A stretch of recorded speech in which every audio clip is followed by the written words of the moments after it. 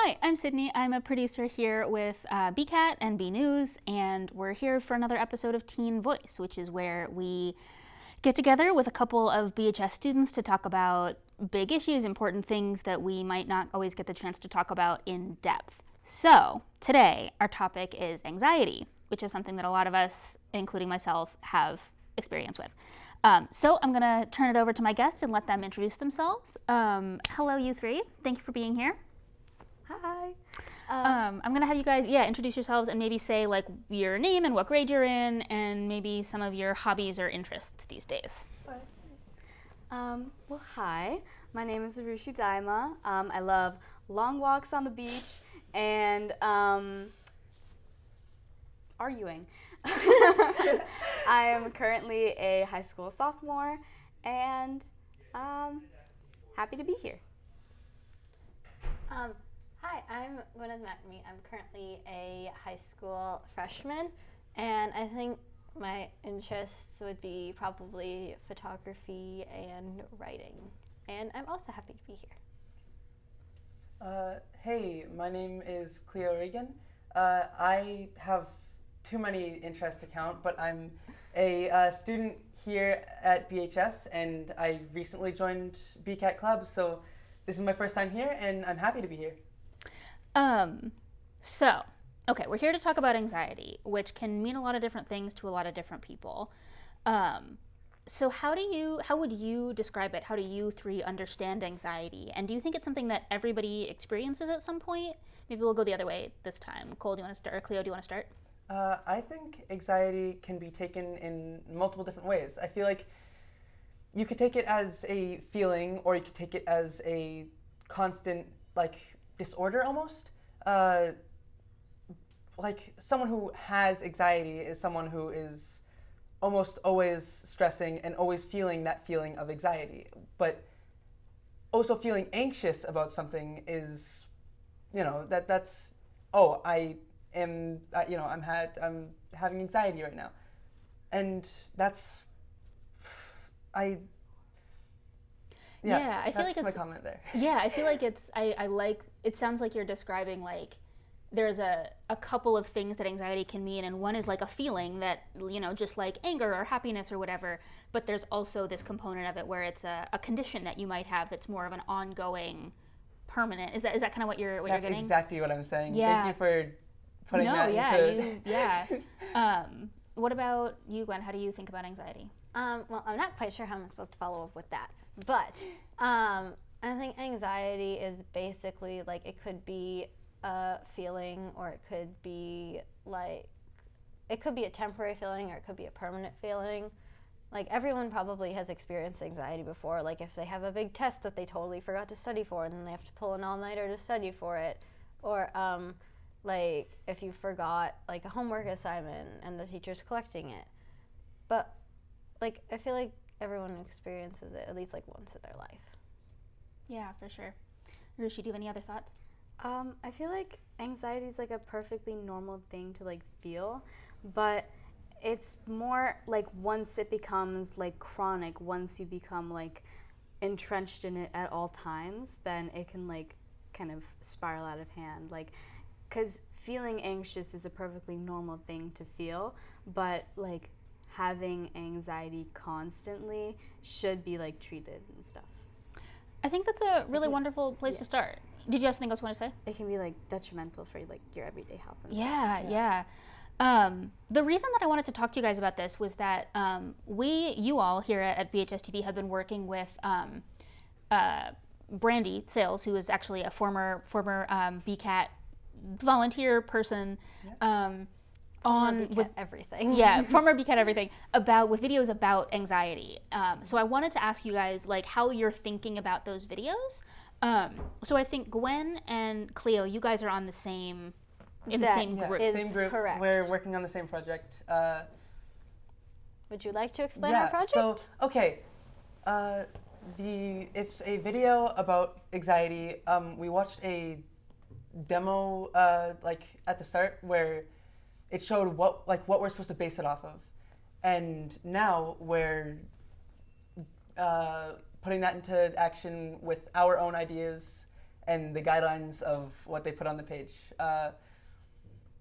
So currently it's going very well. Our group has almost everything done. We just need to get to recording, and once that happens, I think we'll have a good video in place. Yeah.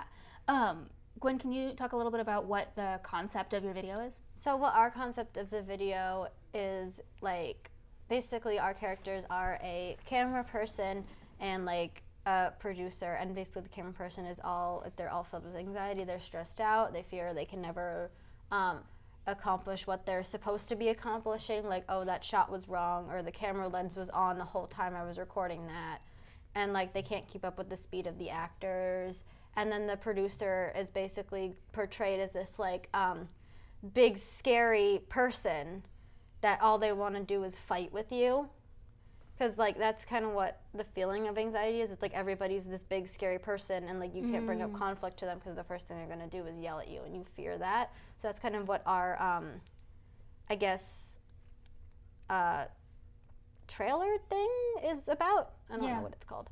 Yeah, your video. Yeah. Okay. So the idea is that it's a film set, and then there's a camera person who's dealing with anxiety and maybe feels like they're not good enough, or they're not able to keep up. They're not doing like the best to their potential, and then at the end they realize like, oh, it was just a rehearsal. So it was like anticipatory anxiety in a way. Yeah. But like they were already at the thing, so it wasn't really anticipatory anxiety, but in a way it was, because they weren't actually filming. Yeah, and I really like the idea of comparison there, like that. It's not anxiety in a vacuum, it's anxiety in terms of like perceiving yourself next to other people, when of course we all know we're all on equal footing because we're all people, you know. What about you, Arushi? What's your video? So my video, the main character in it is the on-set talent for a like production, and she is like in the mirror like getting ready, and she is looking at herself and thinking about everything that's wrong with her, and she's like trying to cover up all of her insecurities with makeup and things like that. And then like she just feels like she's like a fraud, and she can't like get up on like stage and perform, I guess. And yeah. I love this. I'm obsessed with this, especially these two next to each other, because it's like multiple people in the same environment, the camera person and the talent, who are both experiencing the same emotion. Yeah. And maybe they don't even know that the other person is also freaking out. And yet there's this sense that they all have to be putting on a show somehow. I think that's so cool. You guys are so cool. Okay. I want to know a little bit about how you guys are thinking about the framing of this, because this is something you talked about with Brandy, is like, how do you convey a feeling? Like, what kinds of shots are you using? What kinds of colors? What kinds of pacing? Cleo, do you want to go? Yeah, we were going for a more like kind of slow and almost hopeless like feel of everything, like as if you are stuck in this situation and there is no hope of you being able to fix your mistakes of anything. And I really like where we're going with it. And this idea of anxiety that we're putting out is like, I want to say like, I don't exactly know how to word it, but I think we're portraying it in a way that is going to be beneficial. Exactly, beneficial. I can't wait to see it. Yeah. How are you thinking about shots, Arushi, in your So for us, we were thinking of like trying to portray like the frustration that she might be feeling, like looking at herself in the mirror, like trying to fix herself with like lipstick and things like that, but she like can't get over the fact that maybe her skin isn't looking as good as it used to, or like things of that nature. She's like just so like upset in this moment, and she like just can't get over it, you know? And cool. Yeah. Has it, Gwen, has it made you think differently about anxiety making this film? No, not. I would say like not really fully, but because like I know what anxiety is, so like I know how it is. But it was cool to like try and figure it out from like someone else's perspective, because you really only think of anxiety from like your own perspective, like you don't think of it from another person's perspective.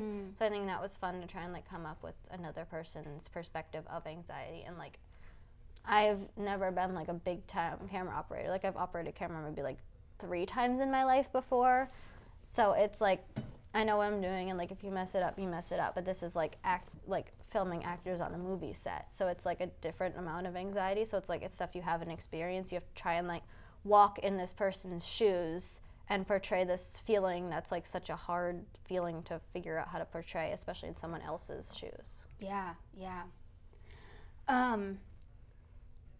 I want to talk about, bring it back to like away from the videos a little bit and back to life, because I feel like the tricky thing about anxiety, it's like we were talking about earlier, where it's both a feeling that can be, you know, brought up around intense experiences like a test or, you know, a performance or whatever, and it can be a condition that needs real support. But I wonder, you know, life is stressful. Like existing is stressful. School is stressful. Tests are stressful.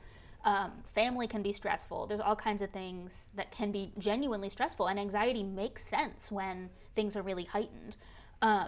So I wonder, I don't know, I guess, is there something that you think people don't understand about the actual stresses in your guys' lives as high school students? Okay, so for me, I have my own personal struggles that have been with me since birth, and I feel like sometimes it's just it's really experiences that are unable to be replicated in the mind that someone haven't like, you know, experienced it can feel. So it's hard for people who might be more normal, to say, would view everything, because they are taking it as their own point of view, their own experience. Well, I'm having this completely different experience because of my personal troubles. So that just makes it harder to get help with everything. But that's really all. Yeah. What about you, Gwen?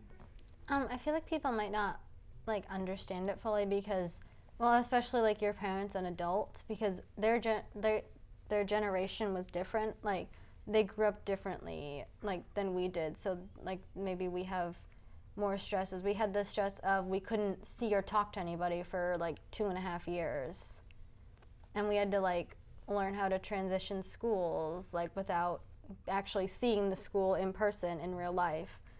So like we've all had different experiences than like what like people older than us would have, so they might not understand fully like what we're going through.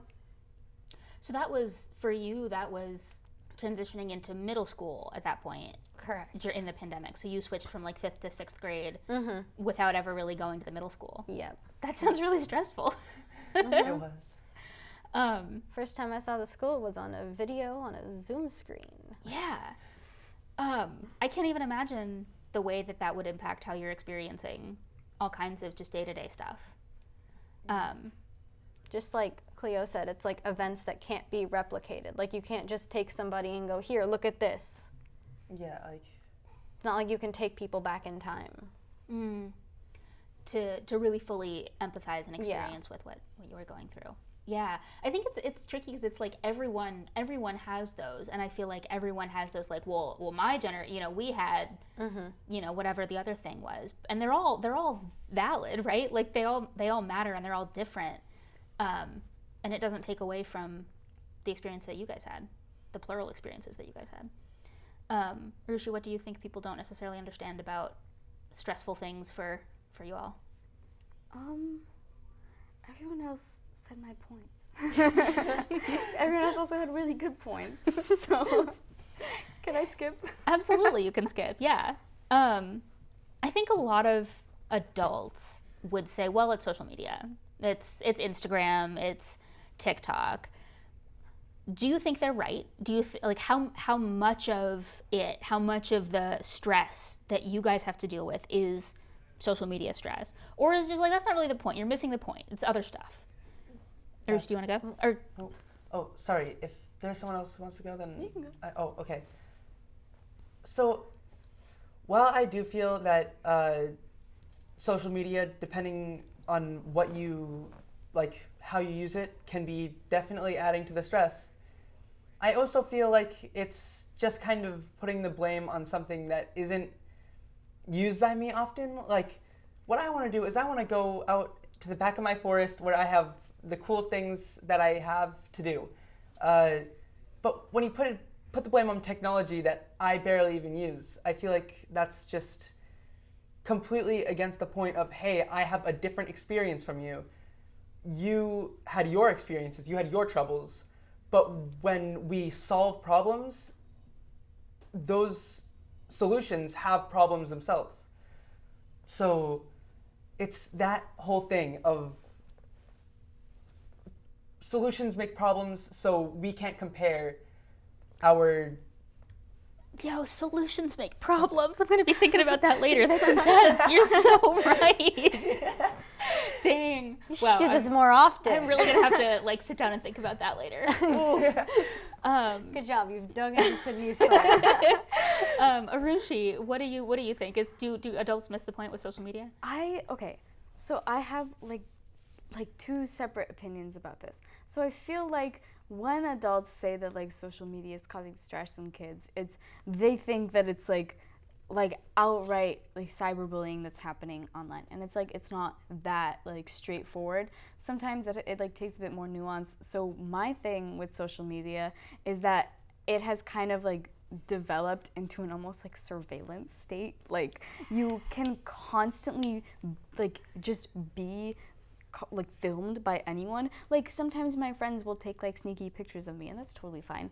But like my greatest like fear and anxiety with social media is that I'm gonna be doing something where like I'm not necessarily, it's like a bit of like a compromising situation, and then someone will like take a photo of me or like take a video of me doing like weird stuff, and then they're gonna post it online for everyone to see, and that's terrifying. So it's kind of this idea of like, you constantly have to be performing. Like you can never just be, you have to be on or like be like your sort of permanent professional self, you know? Yeah. Yeah. I also feel like, I don't know if you guys experience this, I feel like if I'm on TikTok too much, I just like, I'll look up for a minute and be like, oh, my heart is racing. Like I'm extremely amped up right now. And that just like sort of tightly wound feeling just like persists in the rest of my life. I don't know if you guys experience that or if that's just a me thing, but for me it's like whenever I scroll through any like social media account, I've dug my own grave. I follow like a lot of like political things because I enjoy watching those, but then at some point something incredibly horrible happens and I see videos of it in like pure detail all over my feed, and it's like sickening to look at and it feels real bad. And yeah, I get that like heart racing feeling when I see like something bad happening to somebody else like on the internet and stuff. and that's all the time. Yeah, constantly. I want to talk a little bit about the other side of this, the self-care resilience piece of like how we take care of ourselves and each other. I really like that we started this conversation by saying there is like professional support, there are like medications for anxiety, there's doctors and therapists and psychologists who can support with the real hard stuff. And there's also practices that we can all be doing, ways that we can all be keeping ourselves well, whether or not we're making use of those resources. So I want to ask, what do you think schools could be doing better or differently to make resources available to help you guys figure out how to take care of yourselves, how to take care of each other? Or do you think you have the resources that you need? I think it might, my sixth grade teacher did this a lot, and I feel like it'd be beneficial if like the majority of teachers did it. But like before every class, like my teacher would have us do like a mindful minute, and it sounds dumb. That does not sound dumb. That sounds fantastic. But it was basically like it was just like a minute before the class started where we could just like take a deep breath and let's like reset for the start of the class. And I think like 3 of my 6th grade teachers did it. And it was just like a good way to restart before the class started, because a lot of people, like when they get to the class, they're like, oh crap, I have like this thing I have to do. The teacher posted a classwork assignment that we have to complete and it looks like too much to complete. Or like I have a test next period, so I also need to study this period, or I have a test this period and I didn't study. Cleo, what about you? Okay. I don't have much to say, but That's fine. I do feel that that like surveillance thing, and also that that's a really good idea. The whole mindful minute. Yeah, I feel like that would reduce stress. Just a little bit of time before class starts to just refresh and get ready to actually focus. Because when classes is just starting over and over and over, like from back to back to back, that gets really stressful. That's like You get no time to reset. You have no time to reset, exactly. So that's actually just a really smart idea. I also do think that sometimes systems in school are a little outdated and could be fixed to be more helpful for the newer generations, because we're all learning differently. We're all having differences in each person. Each person has their own consciousness that needs catering for their learning experience, their experience, period there. But that's all I have to, that's all I have. Okay. I had one more. Do you want to go, or can I add one like quick thing? Oh, you can go. Also, I feel like it would be beneficial if like teachers, like every so often, like it doesn't have to be like every week or something, but maybe like once or twice a month, do just like not like a chill class, but kind of like a break class. Because I feel like the teachers, at least at BHS, are always like, we have so much to do before the break. Like every day it's boom, boom, boom, assignments, assignments, assignments. And I feel like it would be beneficial if they just had like one class where it was just like, we're not doing anything today, we're just gonna chill today. I'll put on like a movie or something and we're just gonna chill. I'm always saying I really do think we need like federally mandated nap time. Like the pace Exactly. is relentless. They give it to the hit after preschoolers. hit. Why don't they give it to us? They give it to the preschoolers. Exactly. Why don't they give it to us? We need it more than that. Exactly. Did you have something you wanted to say, Richie? I had 2 things. So I really agree with Cleo about like how learning should be like personalized to each person, because everyone has like a different learning style. I know like at the beginning of the year, teachers ask what your learning style is, and I hope they implement it. Love my teachers. It's like a lot to ask you to know Yes. that. Like, how are you I don't supposed to know? Yeah. I just like pretty pictures flashing at me. So that's really cool. And then also, I know some of my teachers like throughout the year like ask what they could improve on like in their classes, and a big thing is like slowing down the pace, because I feel like at the point that I'm at right now, I am like up till like 12 doing homework, which I'm usually not. I usually finish all my homework really fast, but it's like hit after hit. I don't have like a time to just like chill and take a break after school or anything. But some of that is my own making.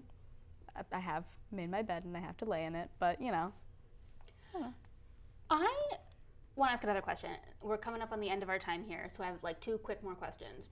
I want to know if there are things that people in your life could be doing that would be supportive. And I ask because I feel like this might be useful for other people too. I will give an example. My anxiety like hates things that are like new and unusual. And so if I'm like doing something with a friend, I love it to be as specific as possible. Like if I know like what time are you going to come pick me up? Where are we going? What's the, like that's great. Love it. It makes me feel so much more at ease. So I wonder if there are like things that you know that are helpful for you. The answer could be no. But those kinds of practices that are just like, oh, this makes it feel more manageable. Yeah. Okay. To build off of that, I do believe in like a format system for a lot of things, like this, like having a basis to just kind of insert the information into that space that has the questions that someone would need to know. So on both sides, like, have the person who is making the plans have like a format of like what information to put down. Yeah. So it can be reliable on what information you're getting and on what, like, how much you want, how much they can manage to put down, because nobody's perfect. Yeah. Just that predictability. Just that predictability, exactly. Yeah. That's exactly what it is. Just we need more predictability. Okay. Final question, you guys. If you had a friend who came to you and said that they were experiencing a lot of anxiety, what advice would you have for them? What do you think is something helpful to know, to think about? I do have a lot of friends that have anxiety, and like I don't have any tips for them, because that's like something that they're going through and something that like they should like get professional like help with. Like not as in like in a mean way, but like I'm not them. I don't know what they need to like help them out, you know? We're all the masters of our own experience. So I think it's better to like tailor your own personal needs to like your own experiences and things like that. Yeah. I feel like if someone that I knew was experiencing anxiety, I would have them like go reach out to the guidance counselors, because the guidance counselors here, well, at least my guidance counselor, is like super nice and she's super helpful. So I feel like they would be able to like help get you like a learning, like not really like your learning needs, but like get stuff so you can like learn better. Like maybe like tell your teachers you need like extra time on homework assignments or extra time on tests, or you need to wear headphones while doing tests, or you need to wear headphones all the time. Yeah. Or like all your work has to be on paper because you can't see the iPad, or the screen hurts your head and you like the light hurts your head, so you have to use paper. Accommodations. Yeah. Yeah. That's the word. I love accommodations. You guys, this has been a lot to talk about. I think you have all been really, really thoughtful, and I appreciate your thoughts and your insight. I'm literally going to go home and think about like solutions have problems after this, because that's 100% correct. You guys, I really, really, really appreciate your spending some time here with me. Thank you very much. Yeah, Thank you so much. Thank you for inviting us. Thank you. That was another episode of BHS TV and BCAT's Teen Voice. Thank you for watching. Bye. Are we done?